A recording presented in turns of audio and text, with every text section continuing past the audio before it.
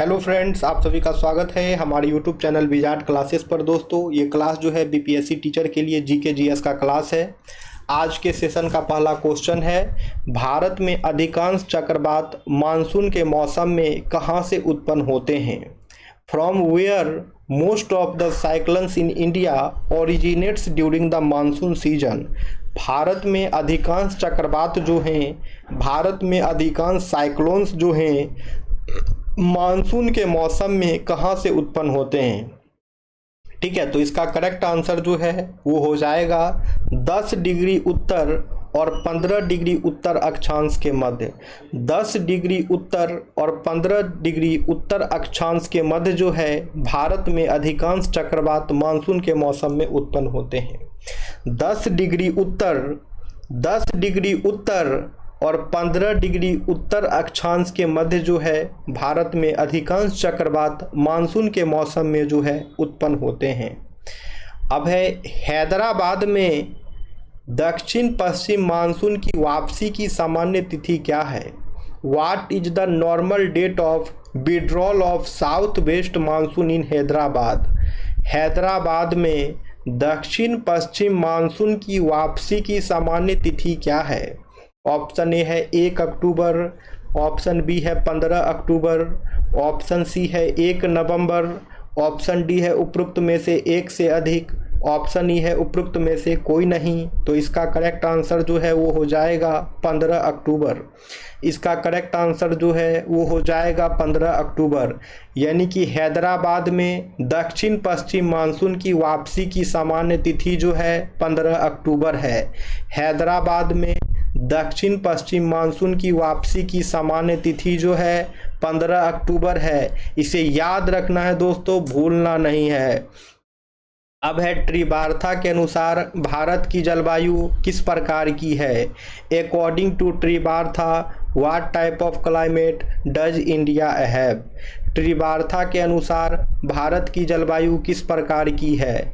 Option A है savanna प्रकार, option B है उपोष्ण मानसूनी जलवायु, ऑप्शन सी है भूमध्य सागरीय प्रकार, ऑप्शन डी है उपरोक्त में से एक से अधिक, ऑप्शन ई है उपरोक्त में से कोई नहीं। तो इसका करेक्ट आंसर जो है वो हो जाएगा उपोष्ण मानसूनी जलवायु, यानी कि सब ट्रॉपिकल मानसून क्लाइमेट। ट्रिबार्था के अनुसार जो है भारत की जलवायु जो है उपोष्ण मानसूनी जलवायु है। ट्रिबार्था के अनुसार जो है भारत की जलवायु जो है उपोष्ण मानसूनी जलवायु है, यानी कि सब ट्रॉपिकल मानसून क्लाइमेट है। ठीक है, अब है, निम्नलिखित में से कौन सी मध्यवर्ती गंगा के मैदानी कृषि जलवायु प्रदेश की विशेषता नहीं है? Which one of the following is not a characteristics of the agroclimatic region of the central Ganga plain? निम्नलिखित में से कौन सी मध्यवर्ती जो है गंगा के मैदानी कृषि जलवायु प्रदेश की विशेषता नहीं है? निम्नलिखित में से कौन सी मध्यवर्ती जो है गंगा के मैदानी कृषि जलवायु प्रदेश की विशेषता नहीं है? ऑप्शन ए है यह गंगा और उसकी सहायक नदियों के अपवाह क्षेत्र में स्थित है, ऑप्शन बी है इसका 2 से अधिक राज्यों में विस्तार है, ऑप्शन सी है यहाँ प्रतिवर्ष 100 सेंटीमीटर से अधिक वर्षा होती है, ऑप्शन डी है उपरोक्त में से एक से अधिक, ऑप्शन ई है उपरोक्त में से कोई नहीं। तो इसका करेक्ट आंसर जो है वो हो जाएगा उपरोक्त में से कोई नहीं। अब है, जीटी ट्रिबार्था के अनुसार भारत में एम प्रकार की जलवायु का क्षेत्र कौन सा है? According to GT Trewartha in India the region of M type of climate is? Option A है, ठीक है, क्वेश्चन एक बार और सुन लीजिए। जीटी ट्रिबार्था के अनुसार भारत में एम प्रकार की जलवायु का क्षेत्र कौन सा है? ऑप्शन ए है मेघालय का पठार, ऑप्शन बी है पश्चिमी घाट, ऑप्शन बी है कोरोमंडल तटीय क्षेत्र, ऑप्शन डी है उपरोक्त में से एक से अधिक, ऑप्शन ई है उपरोक्त में से कोई नहीं। तो इसका करेक्ट आंसर जो है वो हो जाएगा पश्चिमी घाट। ठीक है, जीटी ट्रिबार्था के अनुसार भारत में एम प्रकार की जलवायु का क्षेत्र जो है वो पश्चिमी घाट है। जीटी त्रिवार्ता के अनुसार भारत में एम प्रकार की जलवायु का क्षेत्र जो है दोस्तों वो पश्चिमी घाट है। अब आगे आते हैं नेक्स्ट क्वेश्चन पे। भारत के किस राज्य में सर्वाधिक सागवान के जंगल पाए जाते हैं? In which state of India are maximum teak forest found? भारत के किस राज्य में जो है सर्वाधिक सागवान के जंगल पाए जाते हैं? ऑप्शन ए है बिहार, ऑप्शन बी है कर्नाटक, ऑप्शन सी है मध्य प्रदेश, ऑप्शन डी है उपरोक्त में से एक से अधिक, ऑप्शन ई है उपरोक्त में से कोई नहीं। तो इसका करेक्ट आंसर जो है दोस्तों वो हो जाएगा मध्य प्रदेश। इसका करेक्ट आंसर जो है वो हो जाएगा मध्य प्रदेश। यानी कि भारत में जो है मध्य प्रदेश में जो है सबसे ज़्यादा सागवान के जंगल पाए जाते हैं। भारत के मध्य प्रदेश राज्य में जो है सागवान के सर्वाधिक जंगल पाए जाते हैं। अब है गंगा डेल्टा के सदाबहार वन क्षेत्र को क्या कहते हैं? What is the evergreen forest area of Ganga delta called? Ganga delta के सदाबहार वन क्षेत्र को क्या कहते हैं? ऑप्शन ए है सुंदरबन, ऑप्शन बी है सुंदरगढ़, ऑप्शन सी है सुरेंद्रनगर, ऑप्शन डी है उपरोक्त में से एक से अधिक, ऑप्शन ई है उपरोक्त में से कोई नहीं। तो इसका करेक्ट आंसर जो है वो हो जाएगा सुंदरबन। इसका करेक्ट आंसर जो है वो हो जाएगा सुंदरबन। यानी कि गंगा डेल्टा के सदाबहार वन क्षेत्र को सुंदरबन कहते हैं। गंगा डेल्टा के सदाबहार वन क्षेत्र को जो है सुंदरबन कहते हैं। The evergreen forest area of Ganga delta is called Sundarban. The evergreen forest area of Ganga delta is called Sundarban. Ganga delta के सदाबहार वन क्षेत्र को जो है सुंदरबन कहते हैं। अब आते हैं नेक्स्ट क्वेश्चन पे। कांटेदार जंगल कहाँ जो है नहीं पाए जाते हैं? Thorn forest are not found in. कांटेदार जंगल जो है कहाँ नहीं पाए जाते हैं? ऑप्शन ए है कर्नाटक में, ऑप्शन बी है आंध्र प्रदेश में, ऑप्शन सी है तमिलनाडु में, ऑप्शन डी है उपरोक्त में से एक से अधिक, ऑप्शन ई है उपरोक्त में से कोई नहीं। तो इसका करेक्ट आंसर जो है वो हो जाएगा दोस्तों तमिलनाडु में। यानी कि तमिलनाडु में जो है कांटेदार जंगल नहीं पाए जाते हैं। तमिलनाडु में जो है कांटेदार जंगल नहीं पाए जाते हैं। बाकी कर्नाटक और आंध्र प्रदेश में जो है कांटेदार जंगल पाए जाते हैं। ओके। अब है भारत के किस क्षेत्र में उष्णकटिबंधीय वर्षा वन पाए जाते हैं? भारत के किस क्षेत्र में जो है उष्णकटिबंधीय वर्षा वन पाए जाते हैं? In which region of India are tropical rain forest found? भारत के किस क्षेत्र में जो है उष्णकटिबंधीय वर्षा वन पाए जाते हैं?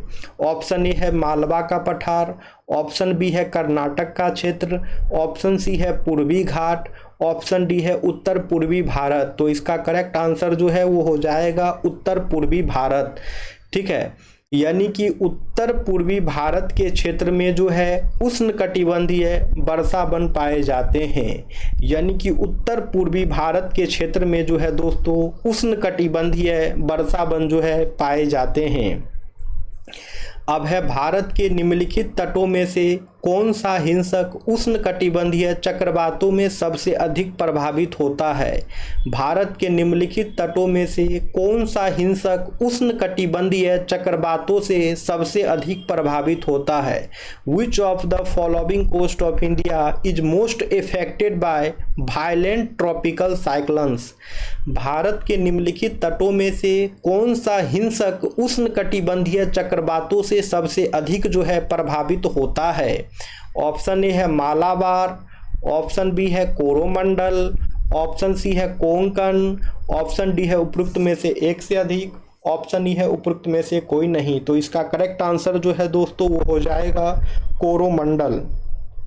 ठीक है। यानी कि भारत का कोरोमंडल तट जो है वो हिंसक उष्णकटिबंधीय चक्रवातों से सबसे अधिक प्रभावित होता है। भारत का जो कोरोमंडल तट है दोस्तों, भारत का जो कोरोमंडल तट है दोस्तों वो हिंसक उष्णकटिबंधीय चक्रवातों से सबसे अधिक प्रभावित होता है।